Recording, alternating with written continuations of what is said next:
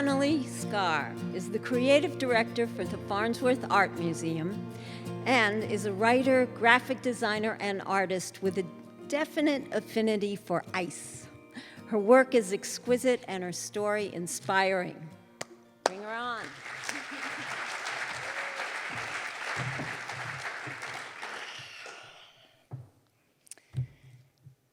In the fall of 2013, I saw a psychic. I am absolutely not the type of person to see a psychic, but I'm a graphic designer and she needed a logo and we decided to help each other out. So I did. I designed a logo for her and she asked me, what would you like to know? And given the opportunity to ask about anything, I asked about romance. I was a divorced single mom with an 8-year-old, and I had this boyfriend in the Foreign Service who had just gone to work overseas at an embassy, and I asked, will this relationship ever work out? And the psychic said, it's going to be a very long time until he comes back to you. However, I am seeing that next year, somehow, you are going to get on the track that you're supposed to be on. So the winter came. I had forgotten all about the psychic and her predictions, and I was living in a small freezing apartment up on Pearl Street, struggling to get by day to day, sort of miserable, heartbroken, and on January 1st of that year, I decided that I was going to do something that I had wanted to get back to for a very long time, something that gave me a great deal of pleasure, which was getting back to art. Somehow I had gotten off the track in my life and I had stopped making art, and I decided I was going to do a painting a week, and that was going to be my New Year's resolution, and I did it. I started painting a small painting a week, and for whatever reason, I felt compelled to start posting these on social media, and all of a sudden I was selling my paintings. I was selling a painting a week, and I was surprised and delighted to find that my friends were incredibly supportive and excited about this. And finally, another friend of mine came up to me and she said, you know, I've noticed you've been selling a lot of paintings on Facebook.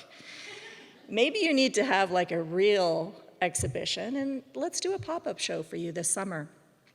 And you can work towards that. And I was super excited about it. I continued to do these paintings of ice and snow and icy landscapes that I loved, and it really got me through that winter, and I was very excited about having the show.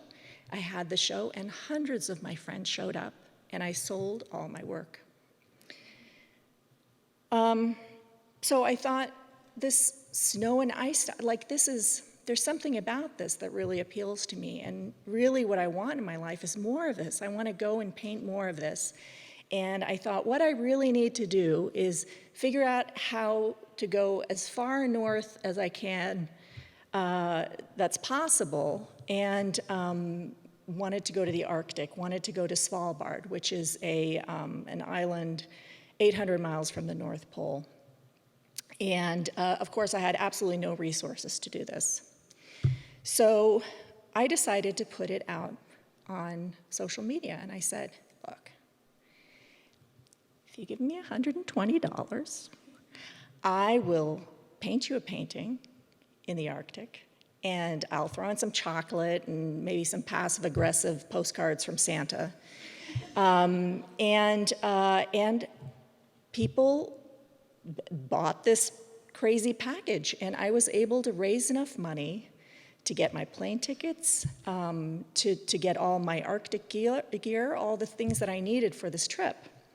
And I got up there, and I learned so much about climate issues when I was there.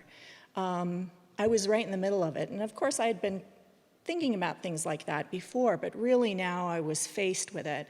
And it was incredibly interesting to me and just fascinating. So I got back from this trip. I decided I wanted to write some sort of book about this, about my experience. And again, I got a bunch of people to finance this publication. People bought it. I even bartered with another friend who was an editor because I wanted it to make sense, and got it out there. And I thought, I want to do more of this. So soon after that, I decided I want to go to Greenland. I want to go up to Ilulissat, which is the biggest active glacier in the northern hemisphere. And again, I put it out there. I'm like, $150, you know, I'm gonna get you a painting from Greenland, I'll get you some, I don't know, seal blubber, whatever I can get up there to give you. And people signed up, and I was able to go, this time bringing my son with me, because I wanted him to learn about this part of the world as well. And by this point, I was having lots of exhibitions and talks on this, and I was really starting to establish myself as an artist.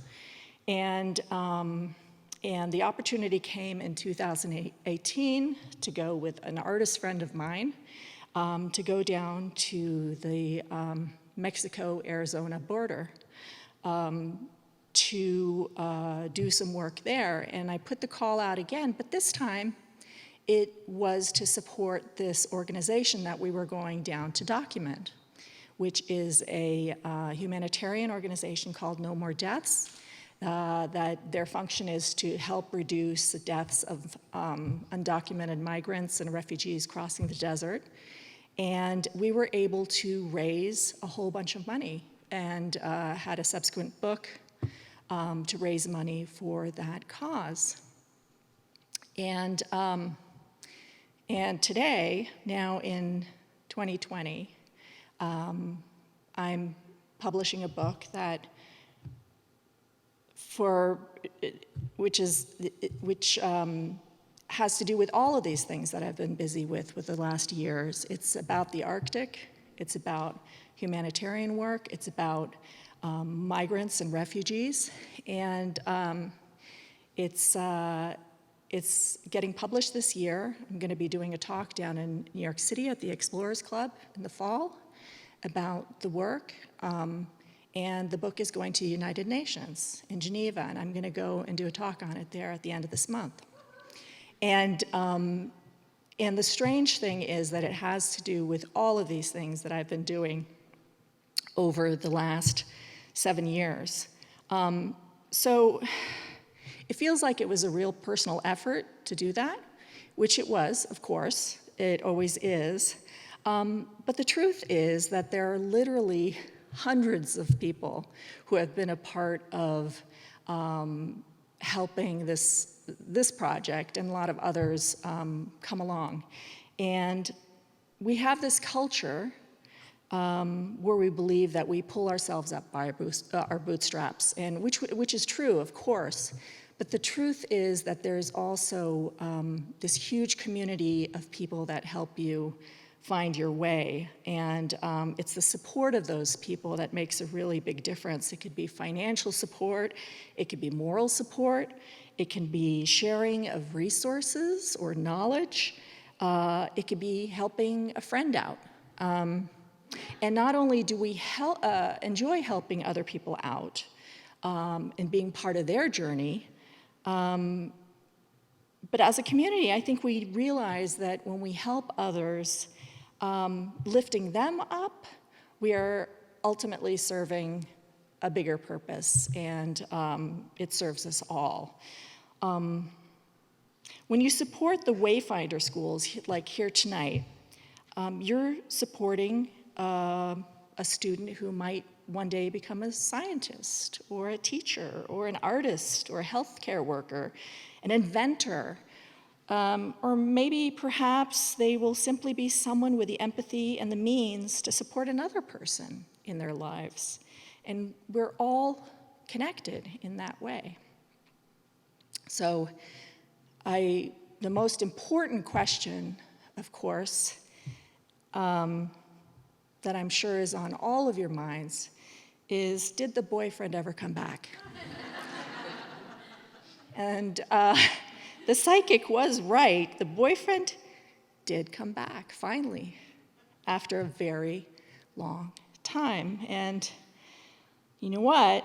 At that point, I had just sort of lost interest. Thank you.